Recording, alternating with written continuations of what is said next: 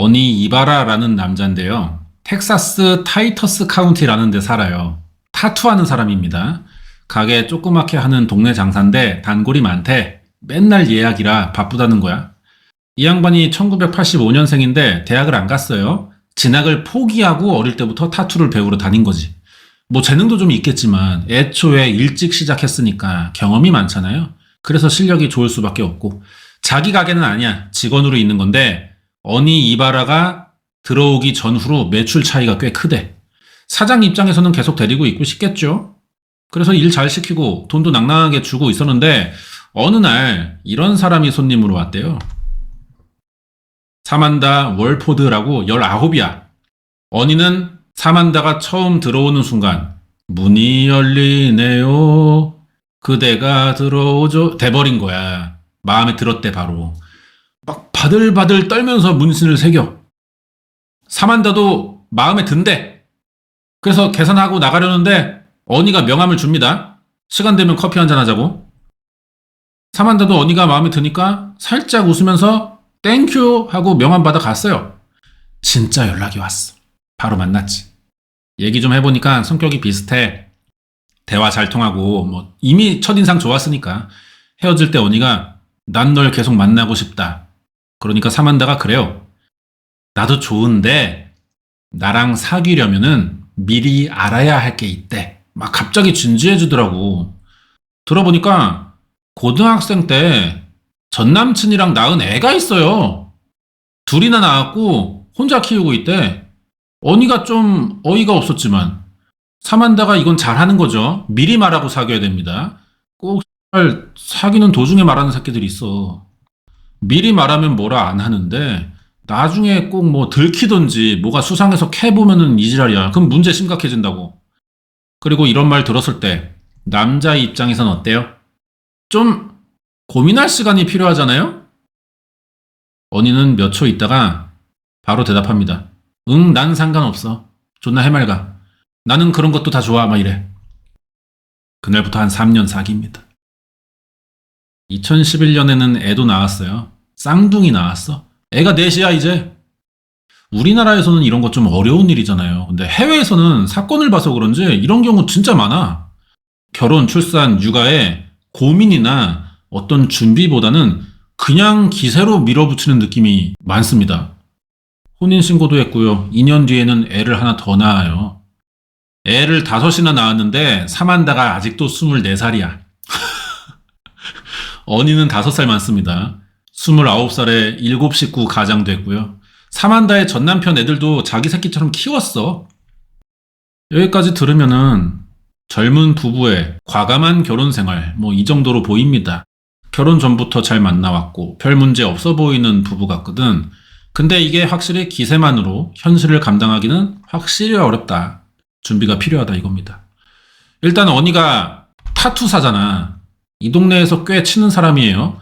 하지만 타투를 아무리 잘해도 그 직업상의 한계가 있어요. 그 수입으로는 7 식구가 먹고 살기 좀 무리야. 근데 또 성실해가지고 퇴근하면 밤에 공장을 나가요. 이렇게 해야 겨우 애들 분유값을 댈 수 있는 거지. 사만다는 일을 할 수 없죠. 애가 5인데 하고 싶어도 집 밖으로 못 나간단 말이야. 생계가 어니에게 다 달려 있어요. 뭐 둘 다 애들 좋아하고 부부 사이도 괜찮은데 애 5이면은 이게 힘듭니다, 솔직히. 날이 갈수록 몸이 이제 축나기 시작해요. 그렇다고 몸이 힘든 만큼 사는 게 나아지는 것도 아니잖아. 부부가 각자 애 키우느라 바빠요. 대화할 시간이 없어. 아침에 같이 밥 먹는 것도 힘듭니다. 엄마가 애 5을 먹이려는데 남편이랑 같이 식탁에 어떻게 앉아 있어요. 그 여유가 안 난다고. 애 낳기 전에는 대화가 너무 잘 통했는데 이제 힘드니까 서로 한마디도 안 해. 시간 나면 누워 자기 바빠. 이러다 먼저 불만이 생긴 건 사만다 쪽입니다. 나 애 좋아하는 거 맞고 잘 키우고 싶은 것도 사실인데 이렇게만 사는 건 자기 인생이 아까워진 거야. 이걸 어떡하나 생각하다가 유튜브를 시작해요. 여전히 밖에는 못 나가겠지만 뭐 잘 되면 사람들 댓글도 달아주고 관심 받을 거 아니야. 그리고 자기도 재밌을 것 같잖아. 혹시 뭐 또 잘 돼서 돈도 벌게 되면은 남편의 부담도 덜어줄 수 있으니까 괜찮겠다 싶은 거지. 그래서 만든 게 이 채널입니다. 지금도 있어요. 2010년에 계정은 만들어졌었고 그때 재미삼아 몇 개 올리다가 결혼하고 애 낳으면서 못했나봐. 나중에 본격적으로 시작한 게 2013년부터입니다. 어떤 뭐 특별한 주제는 없어요. 브이로그 같은 식이고 이 당시는 뭐 브이로그라는 개념도 잘 없을 때니까 애 키우는 얘기, 뭐 자기 셀프 카메라 이런 거 올립니다. 인스타 계정도 같이 팠고요. 24살에 애를 5이나 키운다니 사람들은 신기할 거 아니야. 관심을 꽤 보였어요. 뭐 인기가 있던 건 아니고 1년 정도 하니까 구독자가 한 2,000명 됐습니다. 지금은 사건 알려지면서 4,000명으로 늘었더라고요. 보통은 다 이래, 유튜브 시작하면. 아무나 잘 될 수 있는 게 아니더라고. 이대로면 뭐 돈은 안 되겠지만 아예 0은 아니고요. 수입이. 또 재밌는 거야. 근데 유튜브 시작 3년 만인 2015년 2월 20일 사건이 터진 거죠. 아침 6시에 자기 엄마한테 전화를 해요. 엄마가 딸이 유튜브 하는 거 알거든. 영상 찍는다고 애들을 몇 번 맡겼대. 그리고 며칠 만에 나타나고 하니까 엄마도 나이 들었는데 힘들잖아. 그리고 딸 하는 것도 이상하고. 딸 번호 뜬 거 보고 또 뭐 애 맡기려나 보다 생각했어. 전화 받았는데 사만다 목소리가 좀 달라요, 평소랑. 하는 말은 더 충격적이야. 새벽에 모르는 사람들이 찾아와서 자기를 묶어놨대. 그래서 엄마가 놀래가지고 아니 야 그러면 어서방 지금 어디 갔니? 하니까 범인들이 납치해 갔대. 사만다 집 근처에 여동생이 살아요. 엄마가 둘째에게 빨리 전화해서 먼저 언니 집 보냈고 자기도 출발하는데 여동생이 더 가까우니까 먼저 도착하겠죠? 도착해보니까 여동생이 경찰에 신고도 해놨더라고. 경찰이 와 있어. 보니까 현관문 이미 부서져 있었고 집에는 피가 조금 떨어져 있습니다. 가구 부서지고 막 집안 물건 난리 난 거 봐서는 몸싸움이 있던 것 같아요. 경찰은 2층 방에 올라가서 멍하게 앉아있는 사만다를 봅니다. 충격으로 정신이 나간 것 같아. 손발은 엄마에게 말한 대로 묶여있고 목에는 재갈이었나봐. 입에 물려는 걸 이제 뱉어서 목에 걸린 거죠. 그럼 애들은 어딨냐? 다 자고 있어요. 멀쩡해. 사만다가 결박 당하면서 손발을 좀 다치긴 했어. 근데 심한 건 아니라 현장에서 치료했고요. 애들은 일단 할머니랑 여동생이 데려갑니다. 이제 집에는 경찰과 사만다만 남았어요. 사만다가 피해자고 목격자고 생존자니까 이 사람 진술이 진짜 중요하거든. 엄마에게 말한 그대로입니다, 뭐. 남편 언이랑 1층에서 자고 있는데 새벽 1시쯤 누가 담요를 낚아채듯이 걷어서 자기들을 깨웠대요. 처음에는 남편이 장난치는 줄 알았어. 예민해 있던 시기잖아. 화가 확 나서 벌떡 일어났는데 남자 3명이 서 있었다는 거지. 밤이고 불도 꺼놨고 형체만 보였대요. 얼핏 보기에는 마스크로 얼굴 가리고 모자도 써서 자기가 뭐 알아볼 수 있는 특징 같은 건 안 보였대. 이 새끼들이 언니를, 남편을 거실로 끌고 나갔다고 합니다. 자기 목에는 칼 대고 남은 2명이 언니에게 너 말 안 들으면 아내 찌른다 이런 협박을 했고 그러더니 갑자기 언니를 막 쳐 때렸어요. 사만다 말로는 한 사람이 권총으로 남편 머리를 2번 내리친 게 기억난대. 언니가 온몸을 막 두드려 맞았는데 반항하면 아내가 위험해질까봐 가만히 맞기만 했다고 자기는 생각을 한답니다. 그러다 2명이 언니를 집 밖으로 끌고 나가요. 자기 목에 칼 대고 있던 1명이 남아있잖아. 위층으로 끌고 가서 손발 묶고 재갈 물려놓고 도망을 간 거래요. 방에서 이제 혼자 남아있잖아. 밖에 무슨 소리 나는 건가 최대한 들어보려고 했어. 트렁크 문 닫는 소리가 들리고 차가 출발하길래 그래서 남편이 납치된 거라고 생각한 거지. 그때 막 이제 꿈틀대면서 재갈부터 풀려고 한 거야. 그게 엄마에게 전화하는 새벽 6시입니다. 상황 설명하면서 이제 여동생이랑 경찰 집에 왔던 거고요. 여기까지 이야기를 들은 경찰은 폭행 납치된 어니 이바라를 찾기 시작하죠. 가장 쉽게 수사하는 방법은 핸드폰 신호 따라가는 거예요. 확인해보니까 새벽 3시 20분쯤 같은 텍사스긴 한데 2시간 거리인 피츠버그에서 신호가 끊겼어. 납치니까 범인과 무슨 관계가 있는지를 좀 알아보기로 합니다. 일단 성인 남자를 데려갔다는 점에서 강도는 아니겠죠. 강도가 뭐 현관문 부수고 몸싸움까지 하면서 집안 물건을 훔쳐가냐. 사라진 돈도 없고 이거는 원한의 가능성이 있어 보인단 말이에요. 그러자니 언니는 주변에 원한을 살 만한 사람이 없습니다. 사는 게 바빠서 개인적인 인간관계를 아예 못했다고. 일하던 데서 물어보면은 뭐 성실했고 책임감도 많았고 따로 여자를 만나는 것처럼도 안 보였대요. 대신 이상한 정황이 하나 나왔어. 사건 얼마 전에 사만다가 언니를 가정폭력으로 신고한 적이 있더라고. 그날 신고 내역을 보니 사만다를 때린 건 아닌데 언니가 물건을 던졌대요. 무슨 뭐 이혼 숙녀 캠프 같은 데서 나오는 부부싸움 정도 했나 봐.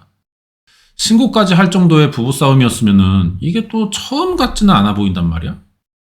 경찰은 사만다에게 평소 언니랑 관계 어땠냐 물어봤더니 부부 사이가 좋았대.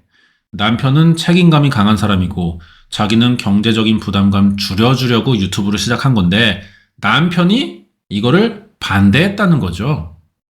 가족의 사생활을 모르는 사람들에게 공개하기 싫다는 거야. 하지만 사만다의 성격이 내가 하고 싶은 걸 해야 직성이 풀리는 성격이래요. 막 그런 거야. 저는 끝까지 가요. 저 이길 사람 아무도 없어요. 저는 마음만 먹으면은 무조건 해야 돼요. 하고 싶은 걸 못하면 왜 살아야 되는 거죠? 약간 이런 마인드야. 우리 가족 잘 되자고 시작한 건데 남편이 자꾸 반대하니까 자기도 화가 많이 났고 이러다가 유명해지면 우리 가족에게도 좋은 일인데 내가 이렇게 성공해서 모델이 될지 여배우가 될지 누가 아냐는 거죠. 이런 식으로 말싸움 하다가 서로 감정이 격해진 거래요. 그때는 남편이 물건 던졌으니까 무조건 잘못했다고 생각해서 경찰 신고한 건데 나중에 화해했대. 그래도 잘 살아보자. 그래서 지금은 부부 사이에 문제가 없다는 거죠. 정리하자면 뭐 유튜브 하는 일로 부부싸움이 있었지만 이 사건과는 별개라는 겁니다. 이런 조사를 하고 있는데 언니를 찾으러 나간 경찰에게 연락이 왔어요. 도로변 숲에서 머리에 총 맞아 죽은 언니 이바라를 발견한 거야. 몸에 폭행 흔적 많았거든요. 언니 이바라의 납치 사건은 이제 살인사건으로 변해요. 그러면서 참고인 조사만 하던 사만다도 이제 경찰이 다르게 대하기 시작해.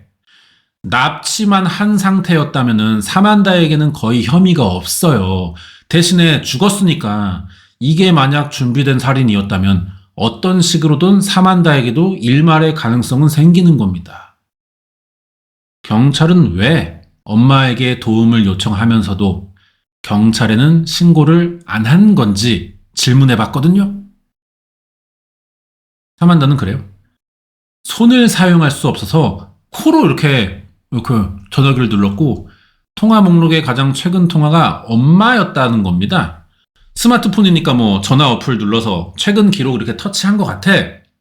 근데 이렇게 할 수 있으면은 911도 충분히 가능하잖아요. 예전 부부싸움이었으면 이해는 가. 근데 이건 남편이 납치된 마당에 엄마에게 보통 전화를 하나? 사만다에게 자연스럽지 않은 정황이 생겼습니다. 이런 건 또 어떻게 생각하냐 물어봤지.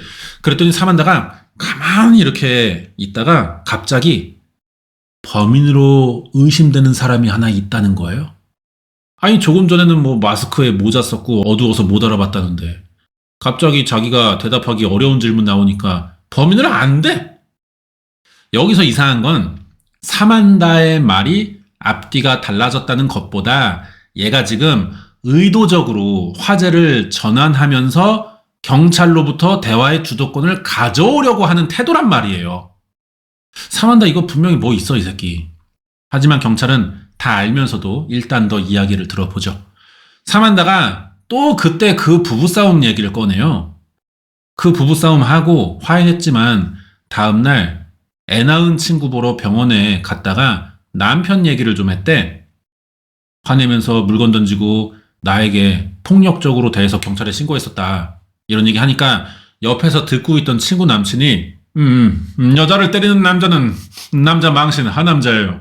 그러면서 내가 잘 아는 친구들 데리고 가서 손 좀 봐줄까요? 막 이랬대.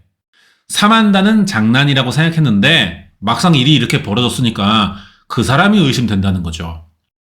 경찰이 그 친구 남편 조회해보니까 이 새끼 이거 문제가 많아. 폭행으로 교도소 갔다 온 적이 있었고요. 총기 소지도 했더라고. 사만다의 반응이 잠깐 이상한 점은 있었지만 경찰은 진술의 신빙성이 있다고 판단했어요. 그래서 이날 사만다가 진술한 친구들 다 체포했습니다. 진술이 사실인지 확인도 안 해보고 바로 잡는 게 이거 좀 경찰이 너무 급발진한 느낌은 있잖아요. 근데 얘네 범인 맞아요. 지들이 인정했거든. 하지만 사건은 이대로 끝나지 않습니다. 범행을 인정하면서 진술을 하나 더 붙이거든요. 공범이 하나 더 있대. 이 사건을 설계한 사람이라는데 그게 누구냐? 사만다 월포드입니다. 죽은 어니 이바라의 아내가 이 판을 짠 진범이에요. 그러면 이게 강도살인이 아니라 남편을 죽여달라는 청부살인인 거잖아. 대체 무슨 일이 있던 건지 이제 알아봐야죠. 처음에 사만다가 유튜브 시작한 거는 진짜야. 소소하게라도 생활비 벌어서 남편 부담 좀 줄여보려고 했던 게 맞아요. 근데 하다 보니까 다른 쪽으로 욕심이 난 거지. 나중에는 자기가 인플루언서로 성공해서 여배우가 될지도 모른다는 망상을 막 하더라고. 이게 자기가 혼자 뭘 하는 거면 또 모르겠는데 자꾸 가족을 팝니다. 애들 얼굴만 노출시키고 막 일부러 남편과 부부싸움 몰카 같은 걸 찍어요. 황철순처럼. 자꾸 친정에 그러면서 애 맡기고 영상 찍는 핑계로 집안일을 안 해.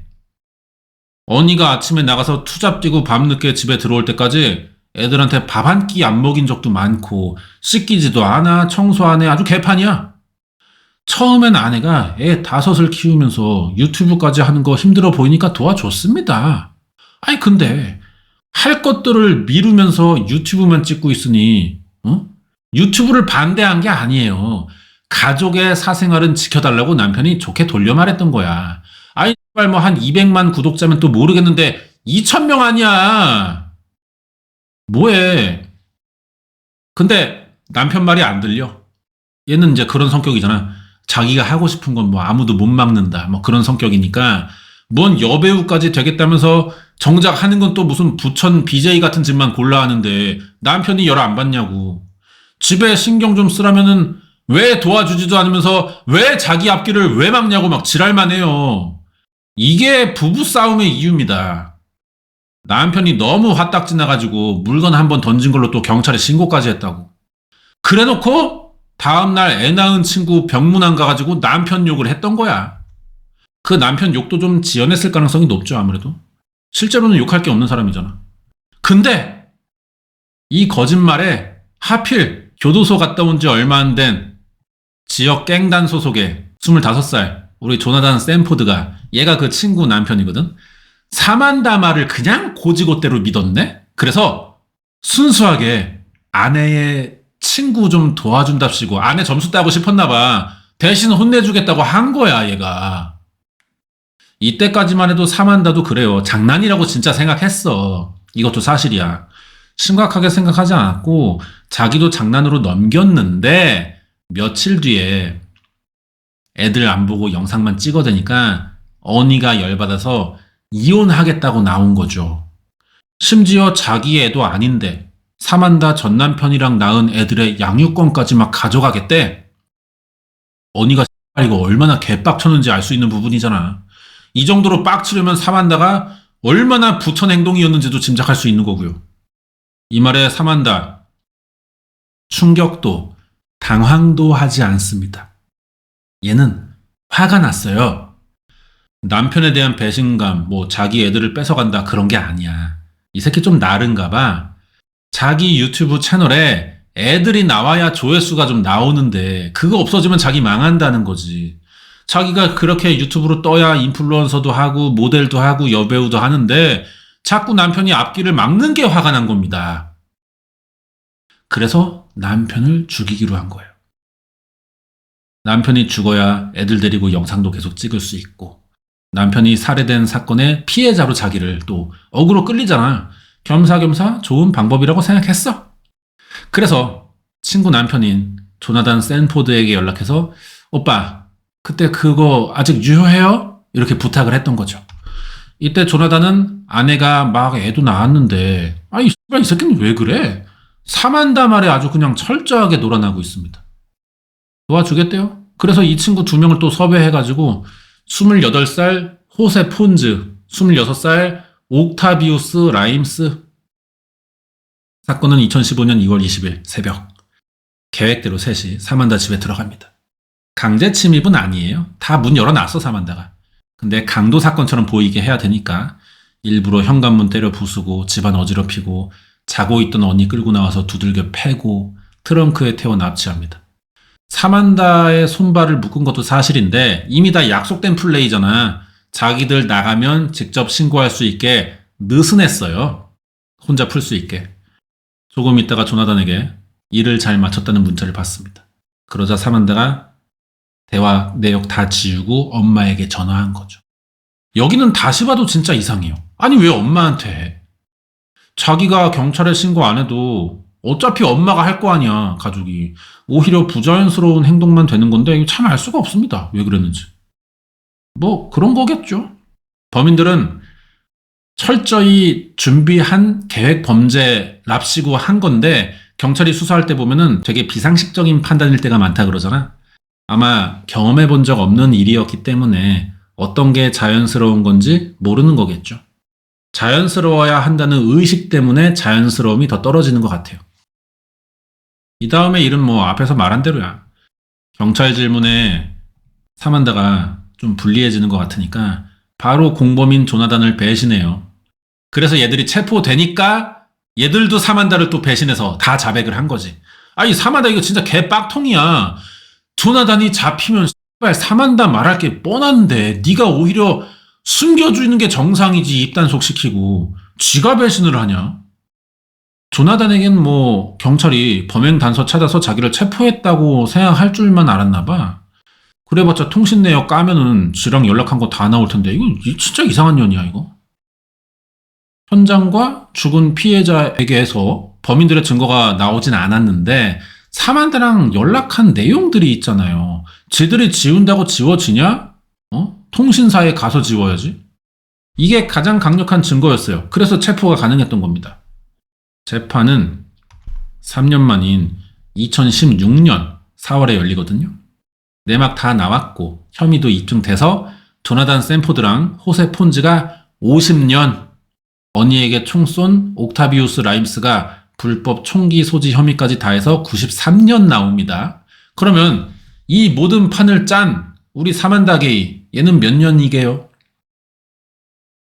청부살인죄 99년에 납치 공모로 50년, 합의 149년형인데 무기징역이 아니니까 가석방의 가능성이 있어요. 근데 죄질이 좀 더러워. 아마 그럴 일은 없을 것 같아요. 소원대로 뭐 인플루언서 됐지 뭐. 하지만 여배우는 힘들 것 같습니다. 애들만 고아된 거 아니오. 뭐 할머니가 키우는 중이라고는 해요. 얘네들은 아직 교도소에 있고. 사건이 여기까지인데 이걸 제가 어떻게 알게 됐냐면은 요즘에 범죄 다큐 리뷰라는 거 했잖아요. 그런 거 찾아보다가 미국에 이런 프로를 알게 됐어. 스냅드라는 방송이 있더라고요. 20년 된 프로인데 특이한 거는 주로 여성 범죄자들을 소개한다는 겁니다. 내년에 제가 컨텐츠 개편을 준비 중이에요. 구상하고 있는데 그때부터 한다면은 또 스냅드에 나온 사건들 많이 소개하지 않을까 싶고 이 포맷으로만 지금 사건 소개 10년 했거든요. 이제 좀 바꿀 때 됐어 내가. 그래가지고 새로운 방식의 방송을 좀 구상 중에 있으니까 기대 좀 해보시고 조만간 변화를 줘보도록 하겠습니다. 오늘은 여기까지고요. 다음 주에 새로운 사건 준비해서 올게요.